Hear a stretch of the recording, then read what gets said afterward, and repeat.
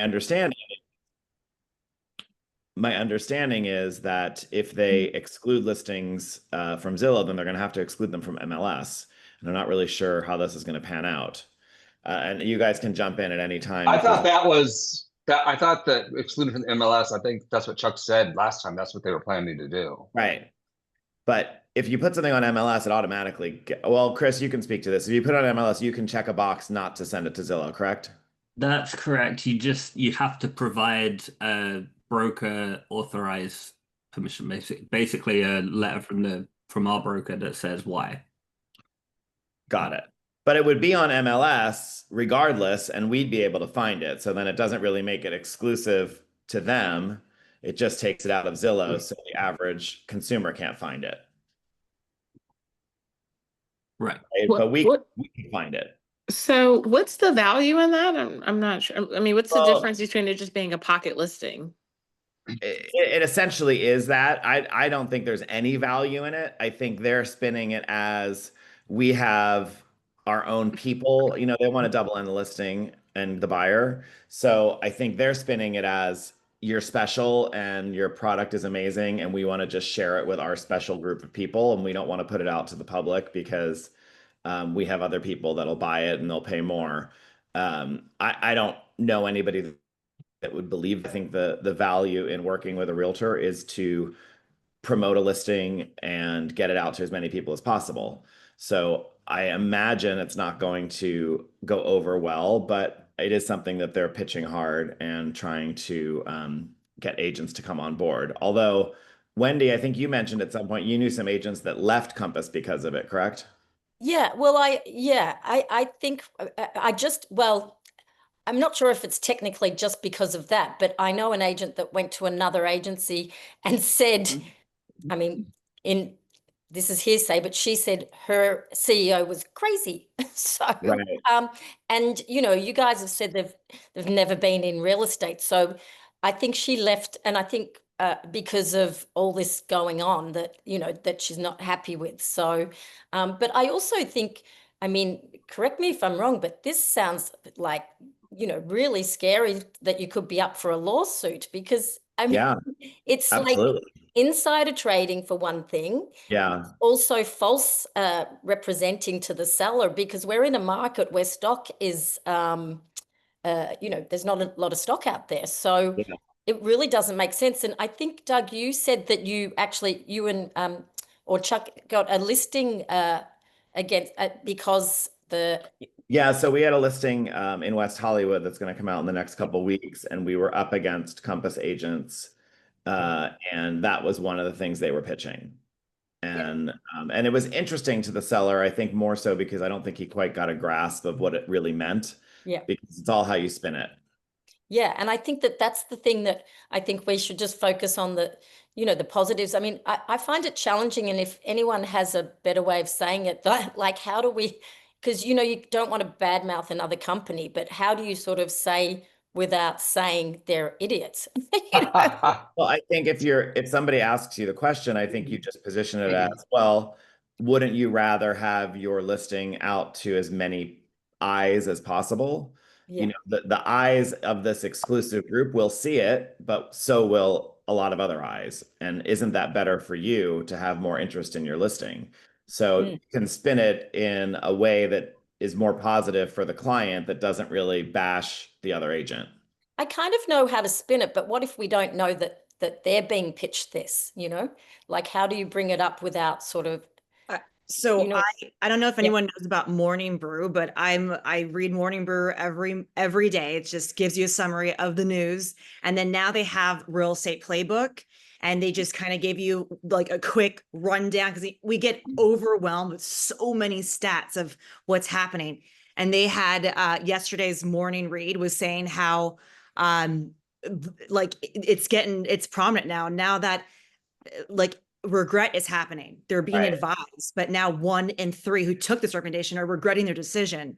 So you can just kind of drop that. Just say, hey, I know people are regretting because they're not, the eyeballs aren't on it. And then Leo Preja said in his entire, history of being a real estate agent, he's only had like one client that needed it to be private. Yeah. Other than that, it's not necessary unless you're, Prince Harry.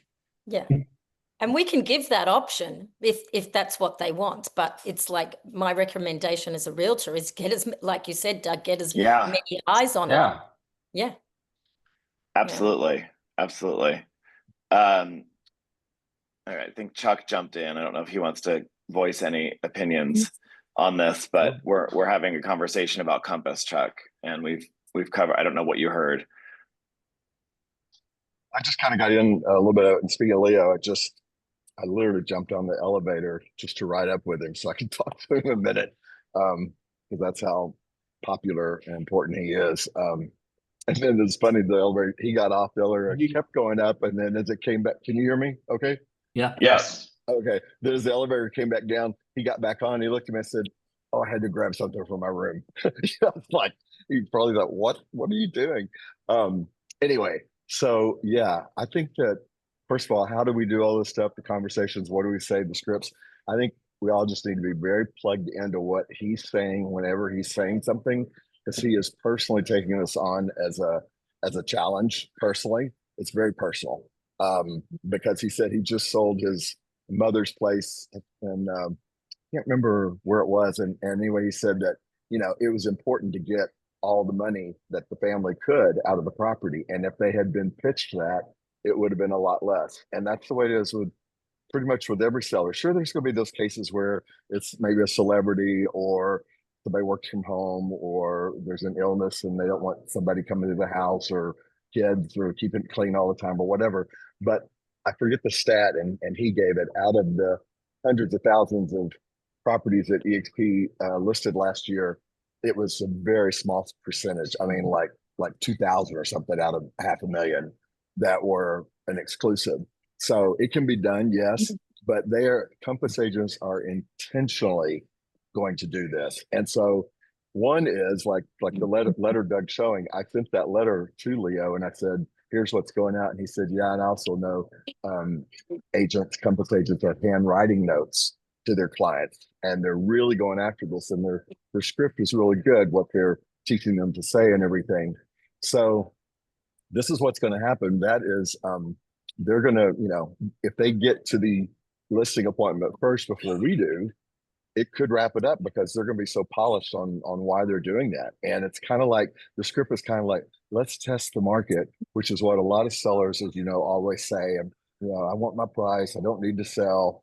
Is what they say. So let's test the market, and that's exactly what this is going to do. And so they're going to want to do that. And then if we don't get the price or the offers or whatever, then we'll put it on the MLS. So that's number one.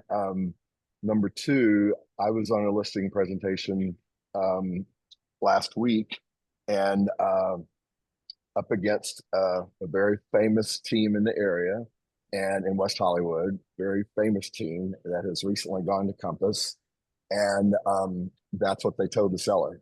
And he told me they mentioned something about, and he tried to explain it. And I just sat there listening. I thought, he's not able to explain to me what they said was so, great.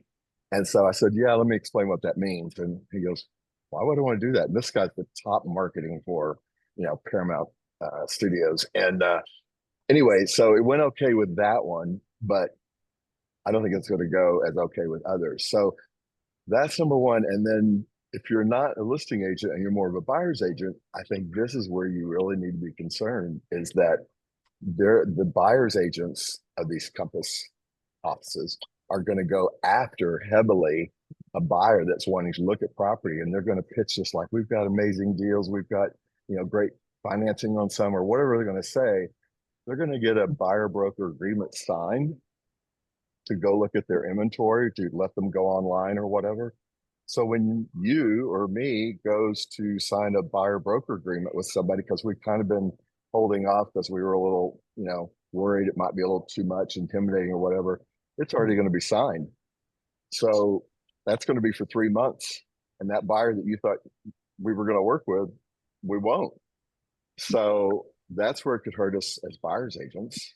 And so then what I wanted to share today was that Wendy Forsythe, our chief marketing officer, she was telling us on a call last week that he was intense meetings with Zillow's for 2 days about all of this. And so what they're going to do, Zillow is going to, starting in June, they're going to, when they find out a property is being marketed off like this, because this is not special situation. So they're wanting to do this with every single listing.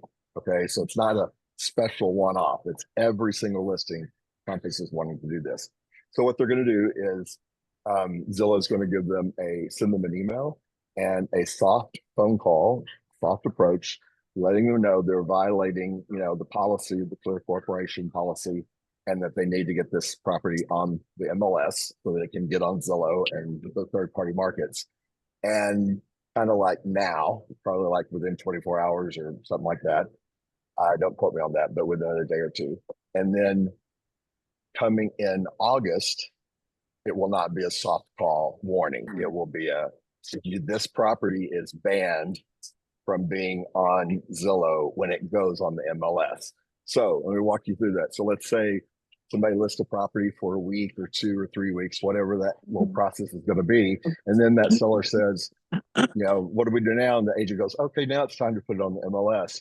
Well, starting, in August going forward, that property will not be on Zillow, at least. It'll go on the MLS, but it won't go on Zillow. And here's the big thing about Zillow. Zillow is the number one place all buyers go to look at listings, buyers and sellers. And there's a huge chart on that, huge database. And so that's going to happen. So then that seller is going to be like, what do you mean my property is not on the number one website, Zillow? So that's going to be a problem for them, which will be lawsuits probably. And it will only be that one listing. It won't be the entire agent's listings. All of their listings will just be the one that's been held back.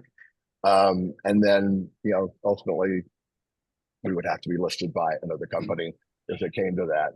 So that's kind of where all this is going. I think it's a huge deal because both it'll keep our inventory away from us, and it will also keep our buyers' inventory away from us because these buyer broker agreements will be signed. And then here's the other part of it. To get around this, Compass is saying you can come into our office and look at our book, a literal book in a tech age. And we as agents can come in and look at it and scroll through it and whatever, and see what's out there so that we can share that with our buyers.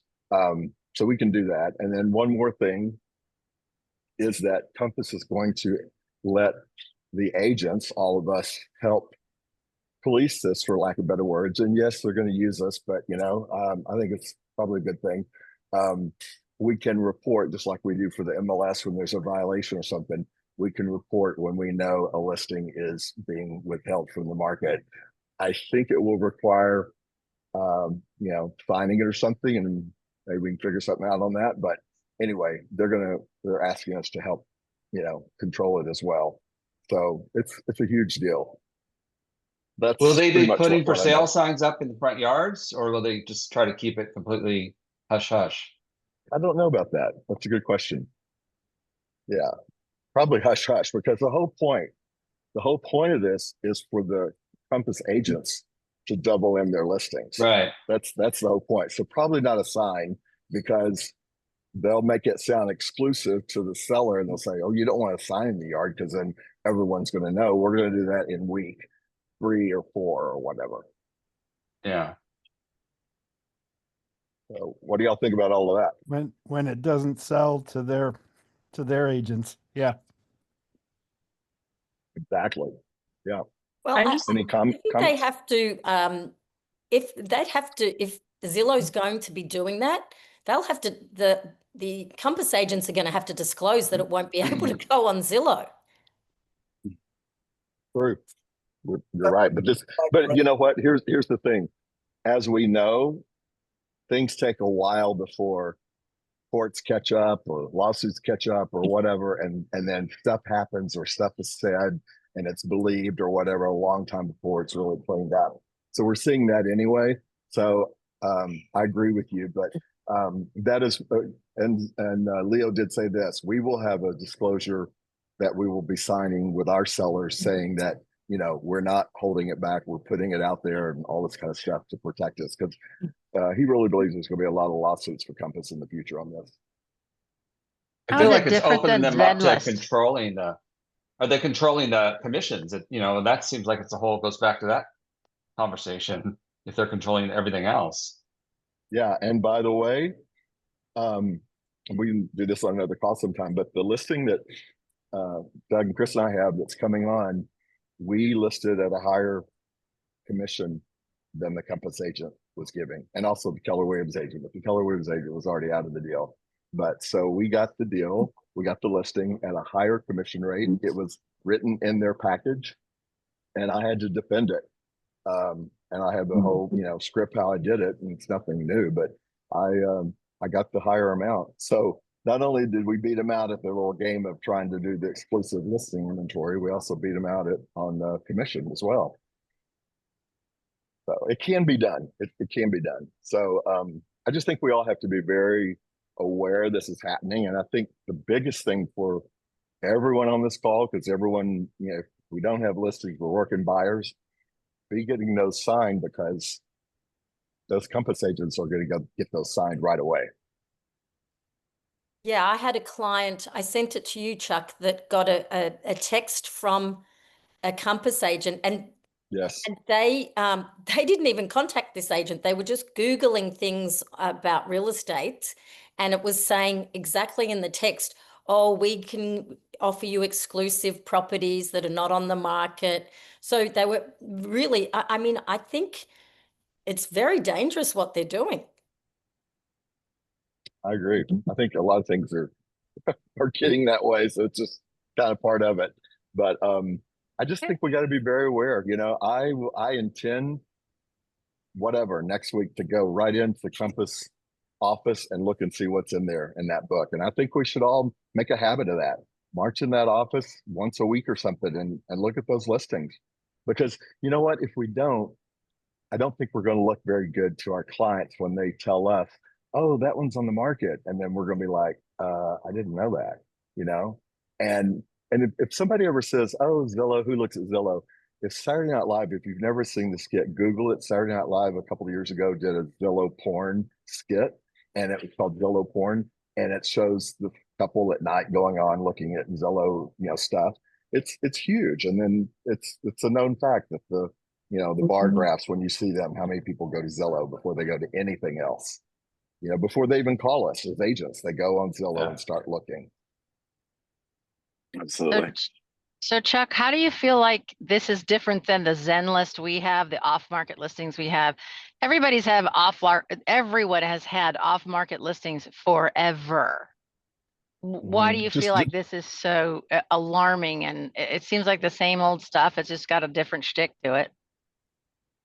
We do the same thing. I mean, we're kind of the pot calling the kettle black. We want our listings to be double-ended too. No, especially we don't. In California. I don't remember, Doug, when's the last time we withheld a listing from the MLS? But we have Zenlist, which is an off-market listing. We have that whole thing that we do at EXP. Yeah. But it's not the same. This Compass is going to do this with every single listing. Pitch this marketing ploy. The Zen list is more for an exclusive kind of situation, like someone is not really wanting to have a sign in the yard or their neighbors know. Sure. So it's totally different. This is a seller coming to market that wants to sell, and their property is going to be held off because Compass, it's on every single listing. I think if we read the stats, you'd see the Zen list is very minimal compared to all the listings that EXP has. So it's what I was going to get Doug to say was, I can't remember last time we kept one off the MLS.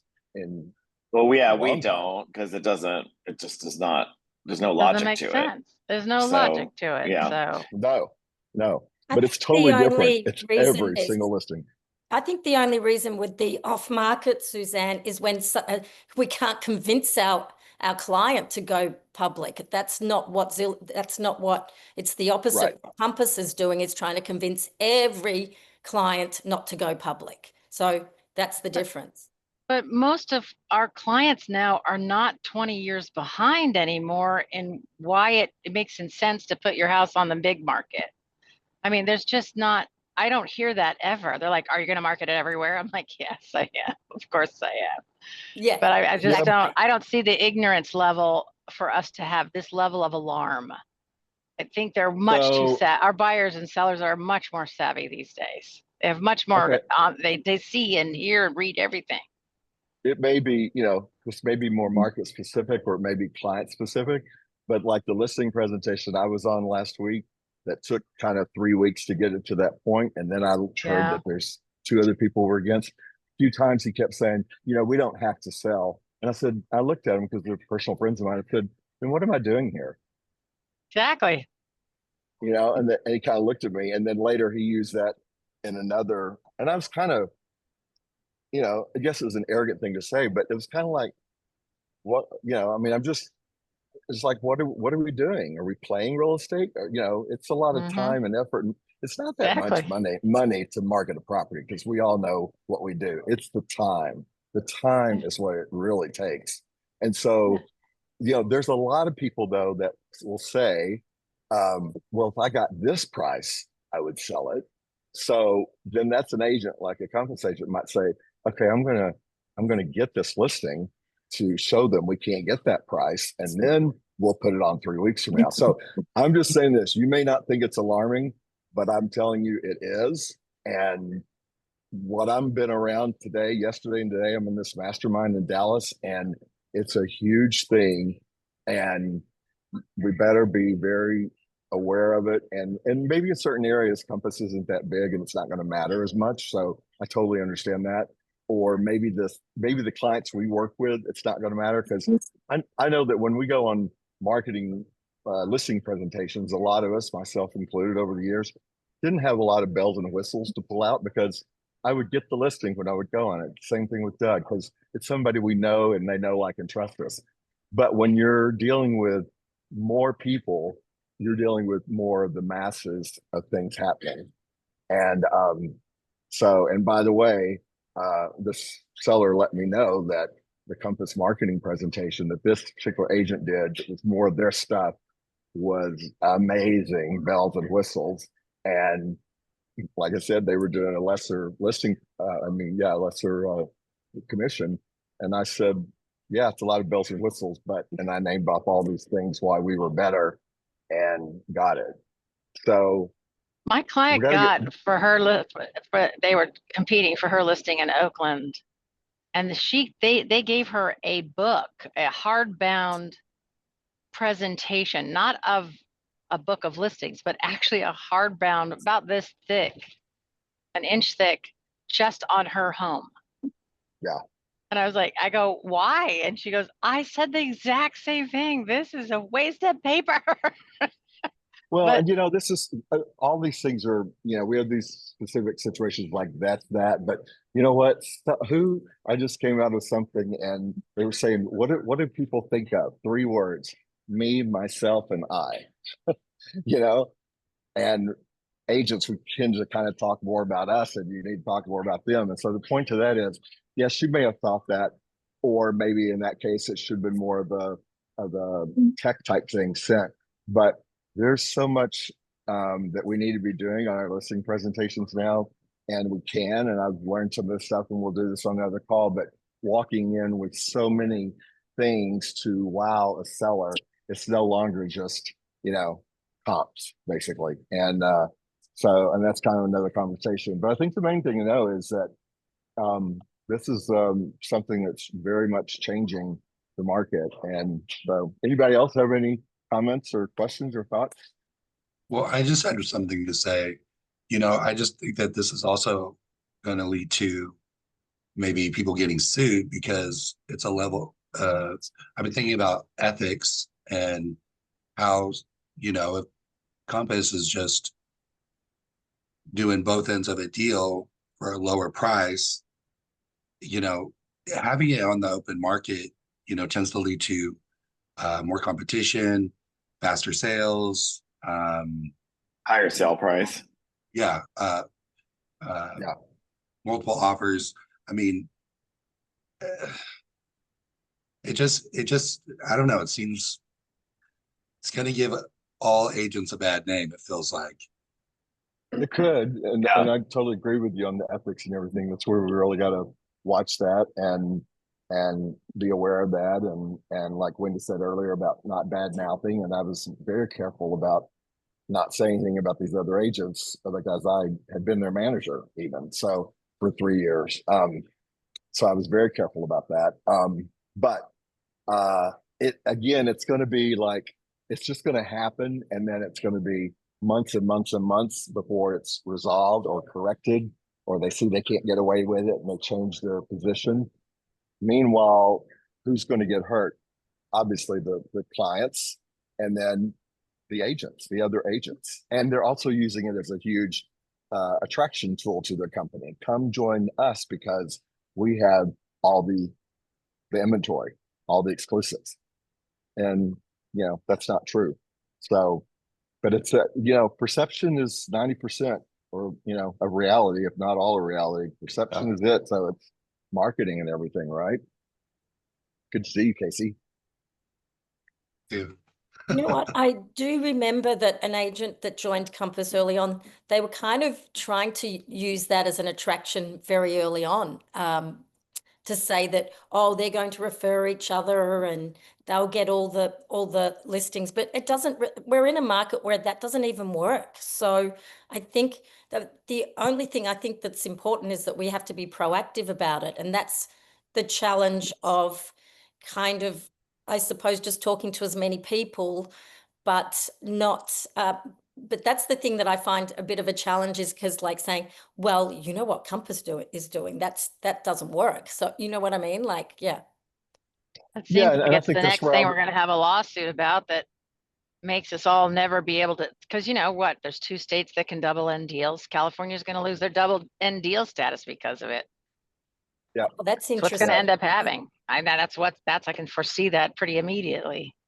That's the No, I next would. big lawsuit for realtors. When I Looking go like criminals. into, yes, but when I go in, and we can't control that, we can only control what we can do. But I think when I go into a listing presentation, I'm going to lead off with, we want to get your property marketed, and this is all the things we're going to do to make sure everyone knows and get you as many eyeballs on this as we can, and get you the best offer for you, and not limit it, and really learn a script that's going to be like not mentioning other companies, and they're not going to be the only company that's going to do this. There's going to be somebody who a copycat as well, and that's not going to be good. That's going to hurt all of us. And this is the way it used to be, apparently, 40 years ago, way before I got started selling. But that we didn't have an MLS. It was all what inventory you had, so it's just going to be real different, so anyway, anybody else have a comment or question, thought? Because I'll share something else with you. So I just go into any Compass office and be like, hey, I need your Bible. I just ask for the Bible. They're I think they're not pretty going to much show so. it to you unless you sign a buyer broker agreement, and then they're going to know you're a realtor. So it's not. I don't believe it'll be that easy. Well, no, I think the way that I haven't read up much on this, so I believe the way they're getting around the legal part of it is they're allowing agents to come in and look at a book, is what I've been told. I thought it was maybe a joke when I read it, but a book that you can walk into the office and you can look and see what listings they have, and that way they can get around saying that they're not sharing the inventory with the market. And so, yeah, you're going to walk in as an agent, and so I'm going to do it soon because I want to see what that's like. But I think this is where in workplace you can post and talk about it in the California group, but especially like in EXP Family Tree, because they're going to be discussing it. And I saw an article in Inman about a San Francisco seller that went through it, and she got the deal accepted, then it fell out, and then it went back on market on the MLS, and she got $100,000 more. So there was an article on that already, but she got $100,000 more by being on the MLS, So at the end, though, she said she still would have done it again. I didn't know why that made sense, but I don't know why a lot of things make sense or try to make sense today on different things. So yeah, there's going to be lawsuits, but it's going to be down the road, and you know, we got to make money right now this month to pay bills for next month, right? So we just gotta you gotta be proactive and do it. Maybe we And can ask, we know Compass agents, we're still going to open houses. Maybe we can ask them, what's happening, the positives, like, because they they might be justifying their, and then start to realize, yeah, maybe they should leave Compass, because they well, want to do that directive. yeah, but I can tell you that, as y'all all know, because we all work for other companies, we're branded by in our minds what they tell us and what they say. And I know what I used to say before I left many years ago and made the one change. And I remember my phrase I used to say, and Craig would look at me and you go, yeah, who cares? And I went, oh, but and it was just the phrase I was supposed to spit off the top of my tongue, and I did. We're the number one office in the world. And he goes, yeah, that doesn't get me any more money for my property as a seller. So, but they have all their phrases. So, anyway, the other thing anything else on that? And I just want to mention a couple things, and then I have to run back in this meeting. Kevin Bailey mentioned that Compass already has a bunch of listings on their website that aren't on the MLS. Right. So if they're on their website, oh yeah. So I don't know how this is all going to work, but supposedly, you're able to get into their website where they have the secrets, by some kind of a login buyer broker agreement type thing, probably. So it's not that Compass is not putting things on the MLS. It's just this is going to be their approach initially. This is like the launch of the first 30 days. The first 3 weeks are going to go down this road, and then on week 4 we're going to move it over to the MLS. So it's not that they're not ever going to make it. It's just that's where they're going to start. Got it. So the other thing I was going to say is I've been in Dallas at this mastermind that I went to 2 months ago, and it's really amazing because the first day is for the top attractors of the company, which Doug and I are. And so I went to it 2 months ago, and then I got to stay for the second day, which was the top producers of the company. And the minimum production was 20 million for the year. And but most of them were like 50 and 100 million. And most of them were teams. Some of them were solo agents. But like Elizabeth Riley is one of them. She's a solo agent basically. But anyway, so this time I was invited to, Doug and I were invited to the attractors, but I just had to be in for the second day, but I couldn't earn my way in because we don't do that kind of volume. So the funny story is I kept saying, how am I going to do this? How am I going to do this? How am I going to get in there? And so I basically crashed it. And Elizabeth Riley and I are very good friends, and she saved me a seat. Of course, it's from the front table right in front of the stage. And Leo's up there talking and just giving down a really intense thing about the economy and everything and what's happening. And at the end of it, my phone goes off. I mean, just like, and he called me out, of course. Todd, your phone, thanks. You just, blew the end of my talk or whatever for this huge room. And I always turn my phone off, and I just turned it on yesterday for something last night I forgot. So it was a funny story on that. I'll never forget that. But basically, he started out his conversation that the market, the economy, the shit is coming, and you better be ready for it. So, meaning because last fall he said he was cautiously optimistic about what was going to happen in 2025 with interest rates coming down and everything, but with tariffs and all these other things. And then the biggest thing is the credit rating of the country just went down recently, like in the last few days, last week, the lowest ever. And I think maybe in the first time ever or something, all these stats about it. And what does that do? That causes borrowing of money to go up, which means interest rates won't come down. They may go up from where they are. Credit card rates will go up, borrowing money on everything. So it's really going to get very, very serious. And so and a couple people in the room. Someone he yelled out, you know, the room was full of people from all over the country and some from Canada, probably 200 people sitting in there. And someone he said, anyone here in Southwest Florida, and you know that's like Naples, that side. And someone raised their hand. He goes, "What's your inventory?" They said 9 months of inventory. Well, you know, a normal market is 6 months, and when you have 9 months, it's you know a buyer's market. And then she spoke up. She said, "Yeah, actually, I just bought a property. It was listed for 850, and I got it for 575." And you know, everybody like what? And then he joked that you know, I don't ever care about the listing price. I'm always looking at the sales. But the point was, he said, "Yeah, 9 months. Watch that go to 18 months at some point, probably." So you know, real estate specific in all areas of the country, and that doesn't happen everywhere.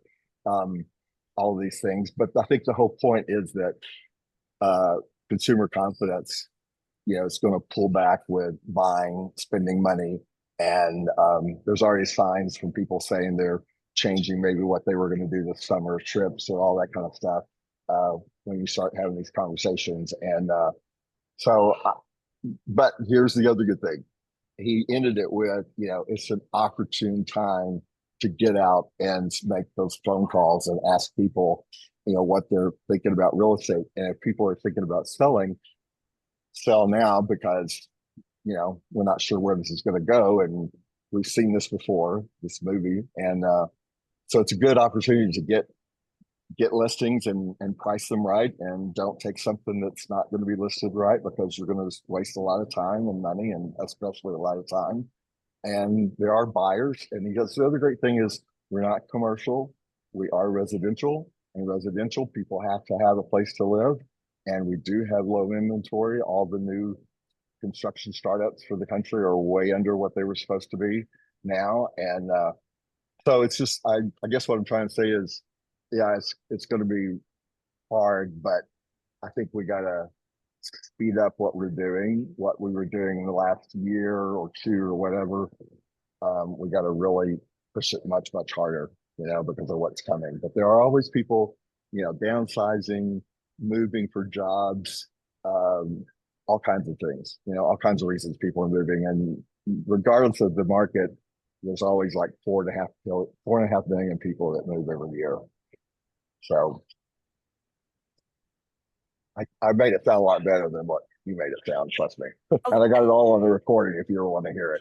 Well, people sell because they're scaling down too, like you said. So Yeah, you know that people are making changes, and that's what's actually great about LA. I think LA is one of the most transient, you know, that because people go up, you know, they make a big movie and then they're not successful, so they up and down sell or moving in and out. So that's, you know, there's always people selling, so for various yeah, reasons, and also yeah. the I was gonna say, infrastructure. everybody on this call though is not just LA. There's a lot of people all over the Oh, country. sorry. So Sorry. Yeah. yeah, Well, maybe the same thing in every place, you know, I'm sure. changing the scale. But well, then I will. This is LA specific again, but the infrastructure that's being announced of building for the Olympics and all that is positive.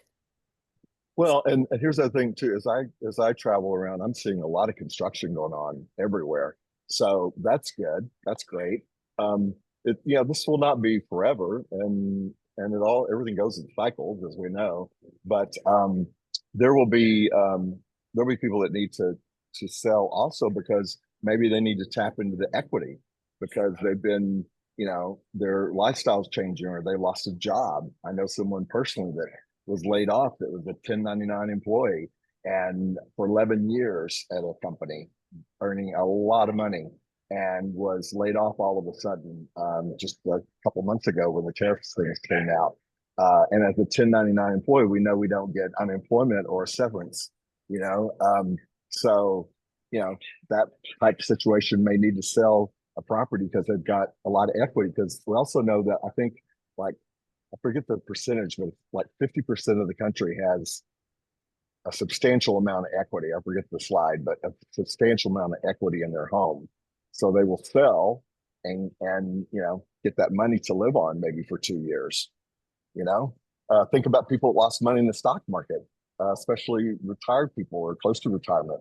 They may have lost a lot of money that they were planning on living on for the next 5 years or something, and they're going to sell a property may be an extra one they have, or maybe the current one in rent or something. So there's all kinds of reasons why people will sell. And I think the whole point is we got to be making calls and asking them. And there's going to be a big push for that with the agents that really want to, push their business right now, because you got to get the message out before somebody else does. So Just really quick, for what it's worth, I'm encountering, at least for one of my listings, nearly all of my prospective buyers have a house. They want the house that I have listed, but they don't want to sell their house because of the super low interest rate. So they're trying to figure out how they can swing both at the same time, working with their lender, right? Like, if I just rent it out, is that enough? And then, of course, having the, what I call the coming to Jesus moment of, am I comfortable, Right. with 2 payments until I rent this house out for what I think it's going to be worth. And I just got off a call, it was very brief, around a MORE loan program. I don't know if you heard of that, Chuck, or anyone else on the call. Fascinating. So I didn't catch all of it. In fact, I scheduled a meeting with him, but it's basically seller financing sort of bridge loan, where they can offer sort of short-term seller financing with it being nearly risk-free. So anyway, I'm gonna get some more information, and I was gonna share that with you, Chuck and Doug, Okay. in case you guys Good. want to have them on for a future call, because it seemed pretty cool. Sure. So here's what I would say is Leo's message basically was, if you have listings right now, get them to be realistic about the market price and what's happening.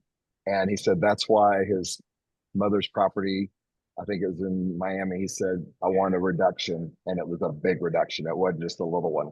And so any of us that have listings, if somebody's really wanting to sell, just kind of based on everything that I've been hearing and seeing and reading and being told, it's like, you wanted it now, you don't want to 6 months, 3 months or 6 months from now be going, why didn't anybody tell me this? So and those kind of programs, all those programs always exist in some one way or another, but usually there's a big catch to it, because if it was really so good, people would be doing it or would know about it. But you don't want to get things tied up where someone, if they can't really, it's kind of like I sometimes say, if you can't really qualify for a loan and you're really pushing it really hard, there's a reason why you just couldn't qualify. And it kind of, you kind of got to look at that, unless you got a special situation like a lot of money is going to be flooding in here, another couple of months or something. But we don't want to get our sellers in a position where they're thinking that's going to work, and then the economy, goes against them. The market goes against them.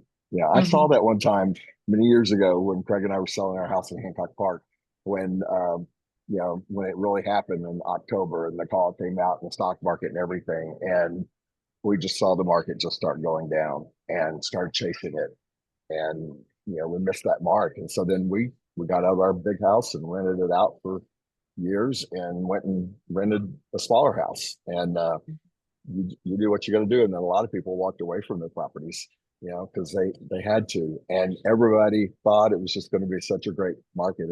And the meeting that was kind of like the last 21, we were basically pulling money off the trees because the market was so easy. We didn't have to do hardly much at all, to make sales. And now this market is totally different.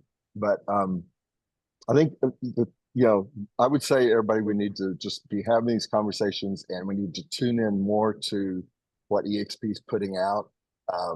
There's a whole podcast, our own radio station that has all these things, and really just get more informed and educated, because it's really there's a lot of talk going on, and we gotta take advantage of it and share it. Hey, Chuck, real quick, speaking of sharing on this topic, from a title perspective, I was out on Caravan on Sunday on the west side, and there's usually between 60 and 80 open houses. There were 235. That is the most I've seen listings out, and a lot of them were reviews. So what you were talking about happening where inventory is starting to increase, I'm definitely seeing that. And Scott and I think Doug and Chuck and Chris can also speak to this. If you guys need prelim for your listing appointment, let me know, because you want to go into that listing agreement like armed with all the information you possibly need. Scott can definitely speak to that. We found out a lot of interesting stuff on his prelim. What a character that human is. Yes. So yeah, if you need a prelim, just ask me. It is no problem for me to pull it. It doesn't cost you anything. Just let me know. I want you guys to walk into your listing appointments with all the information you have on where your seller's head's at in terms of price. Because if they owe a ton of taxes, or they have liens or this or that, they're going to be thinking a number in their head, and you got to make sure that you get them down to reality of what they're going to sell for, not only because of the market, but because of what they already owe. So just let me know. Yeah, I'd like leased solar panels. That could be very heavy. That could be a big Yes. chunk that's going to be due, for some people. So you're absolutely right. You want to find out that prelim. For the first reason you want to find out is who are the people signing, and if there's more than one person signing, every one of those signatures better be on that listing agreement. Yeah. Because when you you go don't into get it, a sale and it's a trust, and you have one person trying to sell it, and there's actually 8 trustees. That's not going to get sold without all of those trustees signing all of the documents. but I mean, like one time we had a situation when I was a manager, and it was a husband and wife, and the wife had signed the listing agreement, and the agent put it on the market and got 4 offers on it. And then it was discovered, oh, the seller is on title too, and the seller didn't sign the listing agreement. And kind of what almost happened, the agent almost sold it 4 times. And that would have been a huge lawsuit for everybody involved.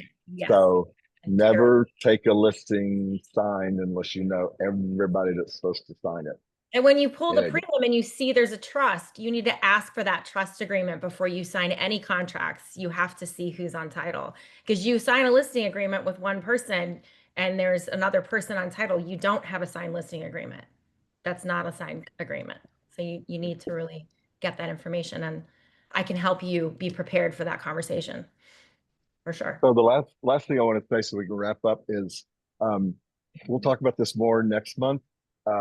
You've really got to be pouring into AI because it is so huge, so big, and it's so interesting, the agents that are. And then I was on a showing the other day, and I said to the agent as we were letting the client look at the property, I said to her, how much are you using AI? And she said, oh, ChatGPT. I said, well, yeah, that's part of it. Yeah, and I'm thinking, but she said, oh, I used to write my listing descriptions.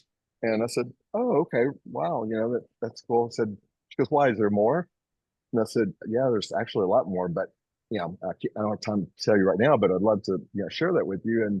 And then she said, well, my company has a coaching program for us that pays for us. And I said, oh, so they're not, aren't they talking about it a lot? And she goes, no, not really. And I said, okay.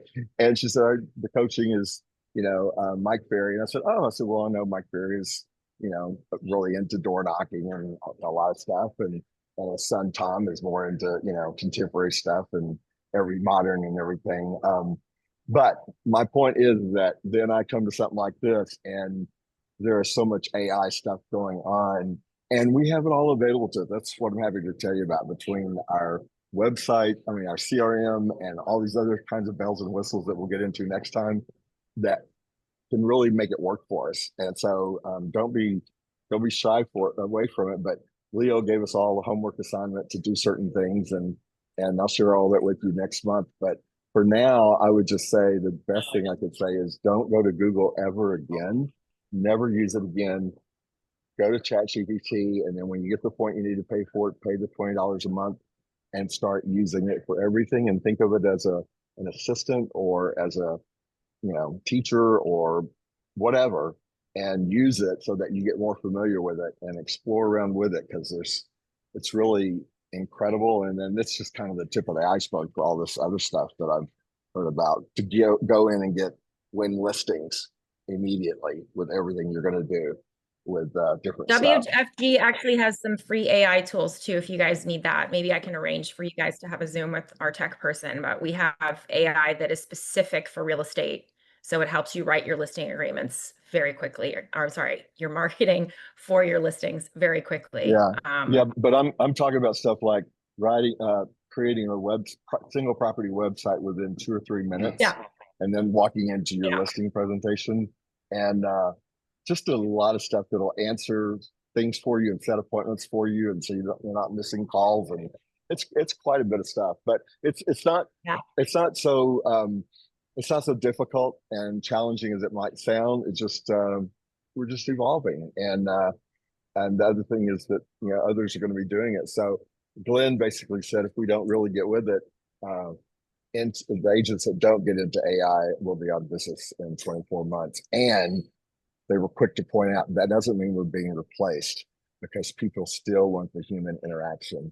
But the agents that use it will get speed to lead so much quicker and faster. So it's good. It's going to be very good. It's all very good. So thanks for joining in today. We've recorded this, so we'll send it out to everybody, and you can share it with those that you want. I appreciate you didn't really send it to a compass agent and obviously what all I said, but hey, it's fact. I didn't say anything that wasn't true that I haven't been told by people that know what they're saying. All right. Bye, everybody. Thank you, guys. Have a great week. Bye-bye. All right.